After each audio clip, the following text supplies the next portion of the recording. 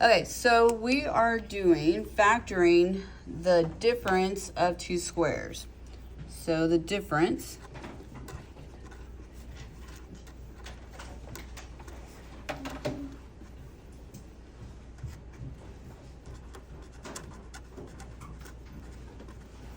of two squares.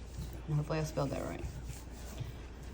Okay, so you have your formula for a quadratic is ax squared plus bx plus c. But to be the difference of two squares, how many numbers can we have?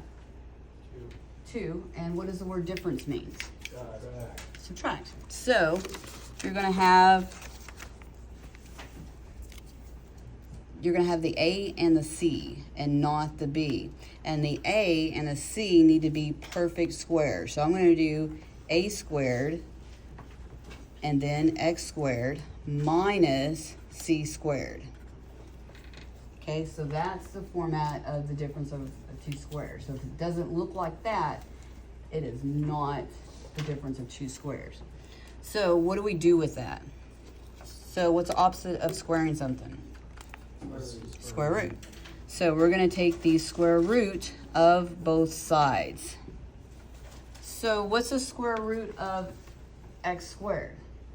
X. And so the square root of a squared x squared is going to be ax. Okay, and the square root of c squared is going to be c. So, and we're going to add some more to it. And so I'm going to leave it like that for a second, and then we're going to add to it. We're going to start with number 2. So what's the square root of x squared? We just talked about that. X. And the square root of 49 is? 7. So those of you, I know majority of you do know your multiplication tables. So you have in your calculators y equals x squared. Go to your table and you can see all the square roots. So we have 7.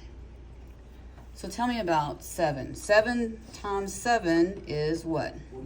49. What is negative 7 times negative 7? 49. So the way it works, it can be the positive and the negative. So you're going to have the positive and the negative. And when you're next year, when you don't have a computer doing all your work and you're doing everything on paper, you can write it as x plus or minus 7.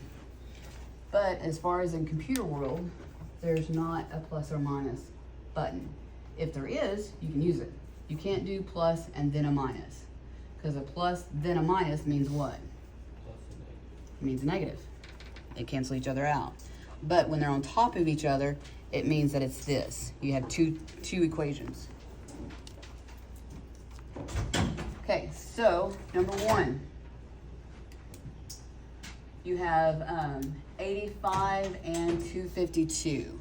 So what is the square root of 85? Do you need to borrow a computer?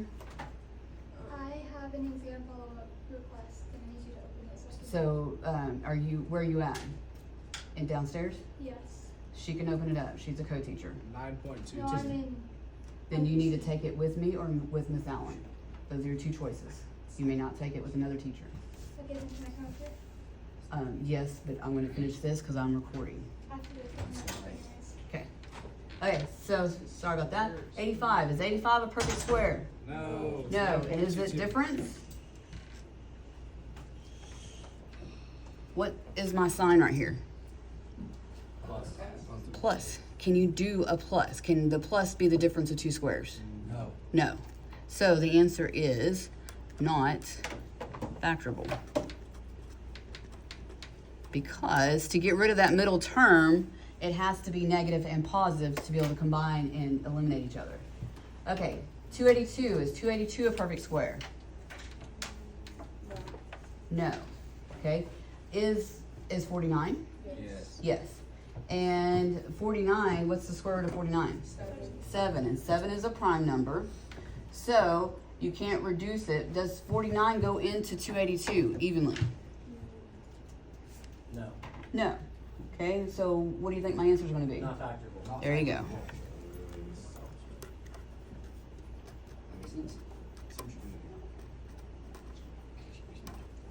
Okay, number 4.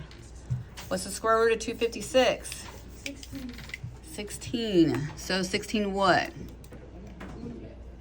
X. And what's the square root of 9? 3. Does it matter which one I write first? Nope.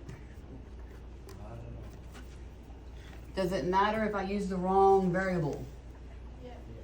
Does it matter if I don't use parentheses? Yes, because you're multiplying. So if I put this in a box method, I should end up back at the same equation. If I put this in y equals, put the problem in y1, the answer in y2, they should be the same graph. Okay, number 5. What do we get? 5? 5 what? 5x. And can Plus 7. plus 7 and then 5x minus 7. Okay, number 6. 15. So 15x plus or minus 17.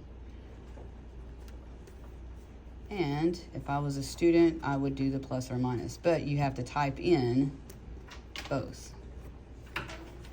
Okay, 7, 8, and 9 is back at what we did yesterday. So let me give you a minute. I want y'all to do them real quick, and then we'll go over them. And for those that were absent, I'm going to add the notes real quick.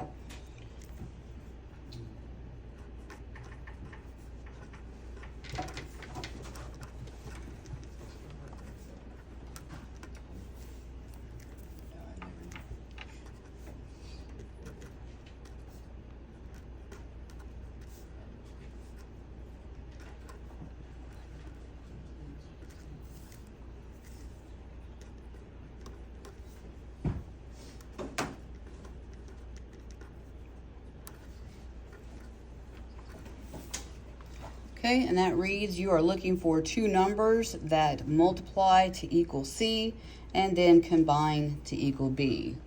If C is positive, then you're going to add and the sign is going to be what?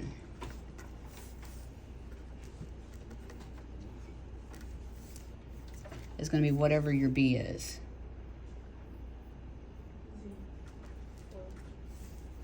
And then if C is negative, then you're going to subtract and the sign of the larger number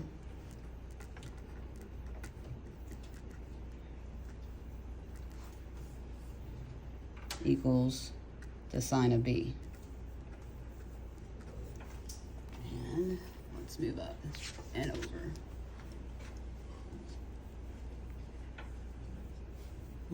And so from yesterday, I just added a little bit more on the bottom section.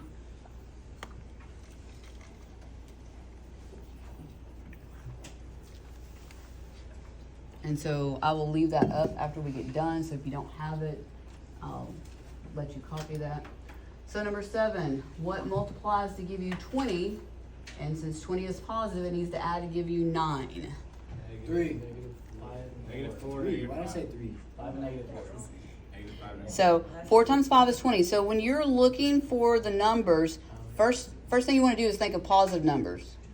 Caleb, flip your computer around. Okay, so Caleb, what's the answer for number 7? They just said it. We're just doing it. Okay, so what multiplies to give you 20 and adds together to give you 9? So disregard the fact that it's negative initially. So what are your factors of 20? 4 and 5. And 4 plus 5 is 9. Now think of the negative 9. What kind of 4 and 5 do they need to be? Negative. They need to be the same as the B. So the B is negative, so they have to both be negative. Because positive is not going to give you a negative 9. but it would give you positive 20. So negative times negative is a positive. Okay, number 8. What multiplies to give you 21 and adds together to give you 22? 21 and 1. And that's it causes students a little bit of grief. And okay, and last but not least, number 9. 10 and 2.